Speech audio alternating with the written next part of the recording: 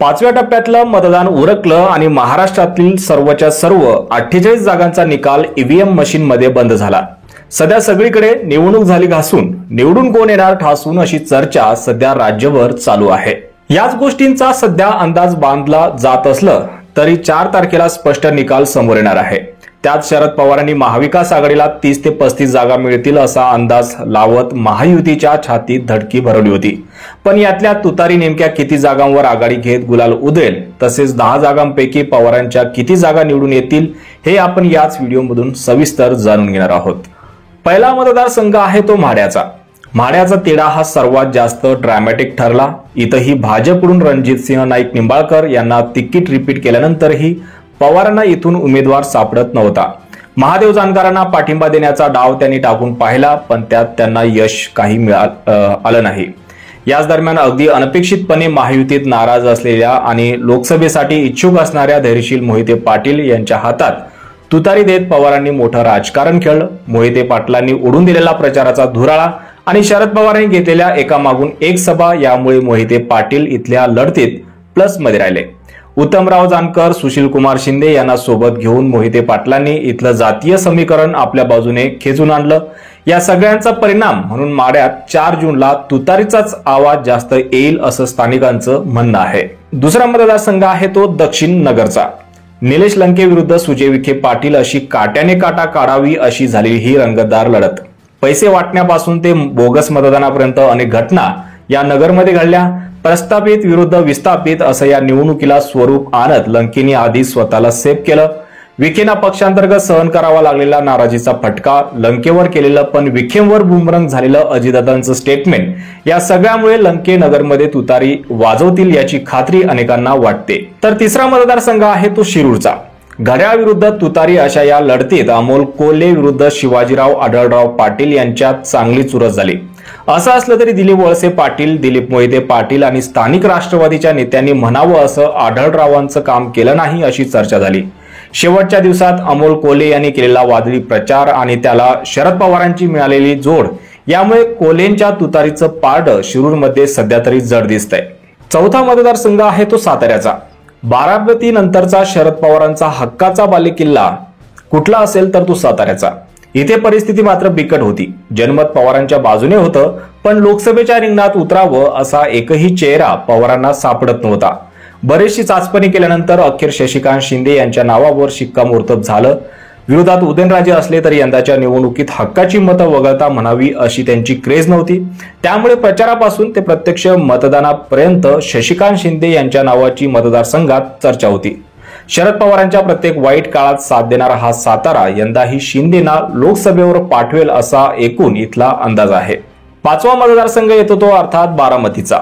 एकट्या राज्यातच नाही तर पुऱ्या देशाचं लक्ष बारामतीत काय होणार याकडे लागलं होतं। याला कारण होतं पवार विरुद्ध पवार अशी लढत। अजितदादांनी बंड करून बहीण सुप्रियाच्या विरोधात आपली पत्नी सुनेत्रा पवार यांना मैदानात उतरवत पहिल्यांदाच पवार विरुद्ध पवार अशा संघर्षाची ठिणगी पाळली। सुप्रियाताईंची पॉलिटिकल व्हॅल्यू, शरद पवारांच्या बाजूने असणारं सहानुभूतीचं वारं आणि अजितदादांच्या विरोधात गेलेली स्थानिक समीकरणं यामुळे ताई तुतारी वाजवणार हे फिक्स होतं। मात्र शेवटच्या काही दिवसात नरेंद्र मोदी, देवेंद्र फडणवीस यांच्यापासून अजितदादांनी प्रचाराचा धुराळा उडून दिला। यावरून मतदान फिरलं अशी चर्चा होती, पण या अटीतटीच्या लढतीत सुप्रियाताई निसटता विजय मिळवतील असा अंदाज सर्वच राजकीय विश्लेषक व्यक्त करतायत। तर 6वा मतदारसंघ आहे भिवंडीचा।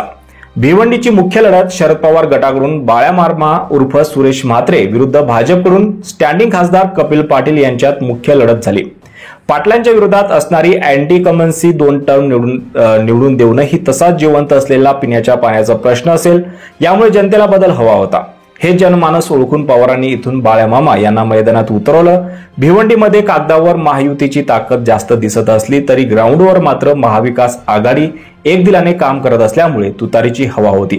मनी आणि मसल पॉवर, सर्वपक्षीय नेत्यांशी असणारे जिव्हाळ्याचे संबंध आणि शरद पवारांच्या बाजूने असणारं वारं याचा अचूक अंदाज घेतला तर बाळ्या मामा भिवंडी गाजवणार असं इथलं सध्याचं वातावरण आहे। तर आता उरले ते 4 उमेदवार। रावेरमधून रक्षा खडसे यांच्या विरोधात पवारांनी राजकारणात अगदीच नवख्या असणाऱ्या श्रीराम पवार यांना उमेदवारी दिली। नाताभाऊ यांनी पवारांची साथ सोडत पुन्हा एकदा भाजपात जात असल्याने जळगाव आणि रावेरमधील राष्ट्रवादीची ताकद कमी झाली होती. श्रीराम पवार यांनी कडवी झुंज दिली असली तरी देखील रक्षा खडसे यांचं पारड इथं मजबूत आहे. तर यासोबतच अत्यंत हाय व्होल्टेज ठरलेल्या बीडच्या मतदारसंघात पंकजा मुंडे विरुद्ध बजरंग बाप्पा सोनवणे यांच्यात घासून लढत झाली. बोगस मतदानाच्या अनेक घटना असेल किंवा निवडणूक नियमांचे केलेले उल्लंघन आणि अनपेक्षितपणे वाढलेला मतदानाचा आकडा यामुळे येथे काहीतरी शिस्त आहे असा संशय शेवटपर्यंत घेतला गेला. बजरंग बाप्पांनी तर फेर मतदानाची मागणी केली. मराठा विरुद्ध ओबीसी अशा जातीय ध्रुवीकरणातून झालेल्या या निवडणुकीत पंकजा मुंडे यांचं पारड शेवटपर्यंत जड दिसलं. त्यामुळे पंकजा मुंडे यांच्या बालेकिल्ल्यात पवारांची तुतारी वाजणार नाही सध्या तरी दिसतंय. यासोबतच दिंडोरीमध्ये भाजपमध्ये भारती पवार विरुद्ध शरद पवार गटाकडून भास्कर भगरे यांच्यात लढत झाली. शेतीच्या मुद्द्यापासून कामधंद्यापर्यंत प्रत्येक प्रश्नावर दिंडोरीची जागा लढली गेली.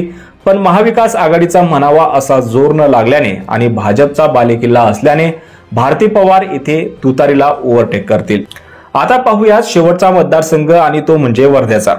विदर्भातल्या शरद पवारांच्या या एकमेव जागेवर भाजपकडून रामदास तडस विरुद्ध तुतारीकडून अमर काळे यांच्यात लढत झाली. भाजपचा हा मागील 2 टर्म पासून अभेद्य बालेकिल्ला असल्यामुळे इथं महायुतीनं चांगला जोर लावला होता. पण रामदास तडस हे तुतारीला वर्ध्यातून वर चढत राहतील असं एकंदरीत चित्र आहे.